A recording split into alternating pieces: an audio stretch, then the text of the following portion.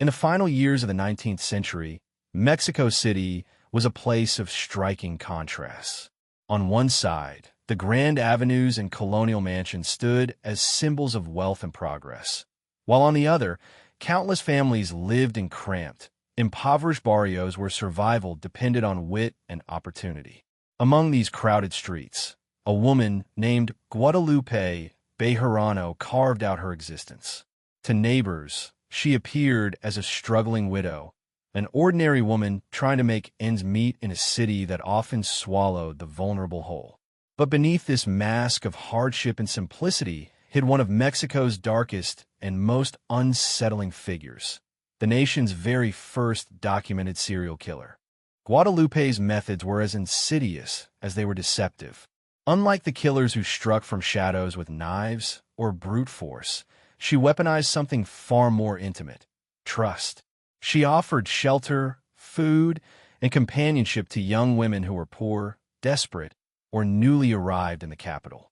Many of them sought employment as servants or seamstresses, hoping to escape the cycle of poverty. When Guadalupe extended her hand, they accepted it eagerly, never suspecting that her generosity was a carefully staged trap. Once under her roof, her victims were served meals or drinks laced with poisonous herbs and powders, substances that could mimic the symptoms of common illnesses. The deaths seemed natural, almost routine, and suspicion rarely fell on the woman who had so kindly opened her doors. For Guadalupe, the killings were not fueled by rage or passion, but by cold calculation.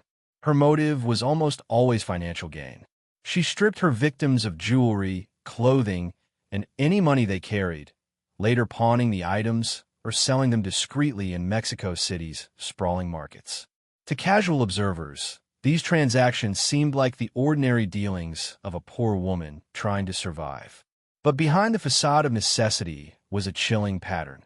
Every new disappearance could be traced back to the same address, the same widow, and the same false promises of care. As whispers spread in her neighborhood, the unease grew. Locals noticed that too many young women entered Guadalupe's modest home, but far fewer ever came out. Some dismissed the rumors, assuming the girls had simply moved on in search of work.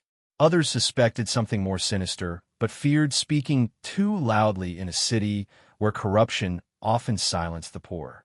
For a time, Guadalupe thrived under this veil of silence, exploiting the vulnerability of others with a calm ruthlessness.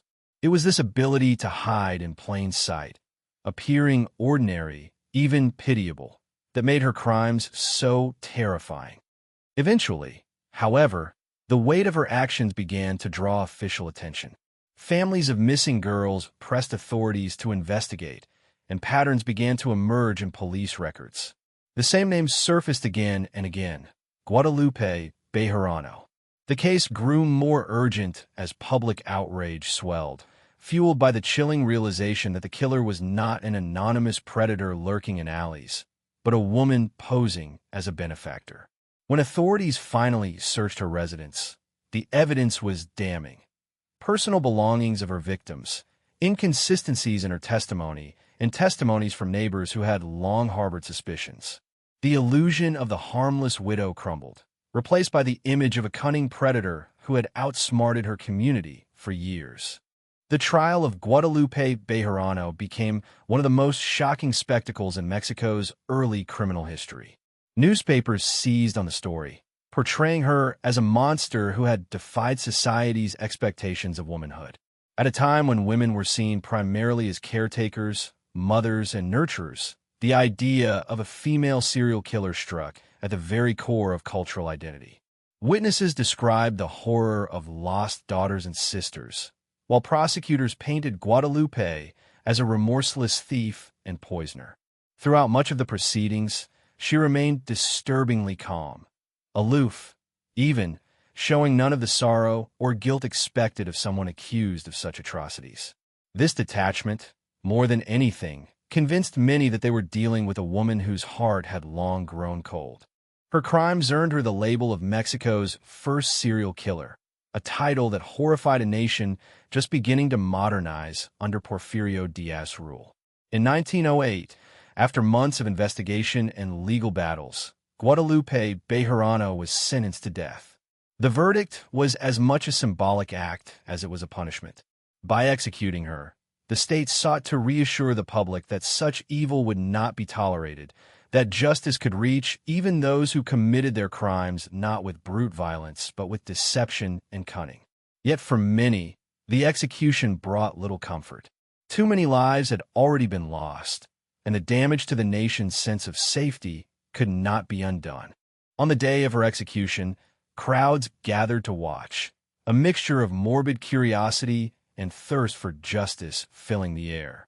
Some hoped to see signs of regret in Guadalupe's final moments, but she offered none. Instead, she met her fate with the same unsettling composure that had carried her through her trial. To the very end, she denied the humanity of her victims, showing no acknowledgement of the grief she had caused. In that silence, Mexico glimpsed the true face of its first serial killer. Not a screaming villain, but a calm, calculated predator who had learned how to weaponize kindness itself. Today, the story of Guadalupe Bejarano lingers on the margins of Mexico's history, overshadowed by later tales of crime and violence. Yet her case remains profoundly significant. She shattered assumptions about who could be dangerous, revealing that cruelty and cunning are not confined to any gender or role. More importantly, her legacy forces us to confront a timeless truth. Evil often hides behind the ordinary, waiting in plain sight, disguised as a helping hand. The tale of Guadalupe Bejarano is not just the story of a murderer. It is a reminder of how easily trust can be betrayed and how some of the darkest figures in history are those we least expect.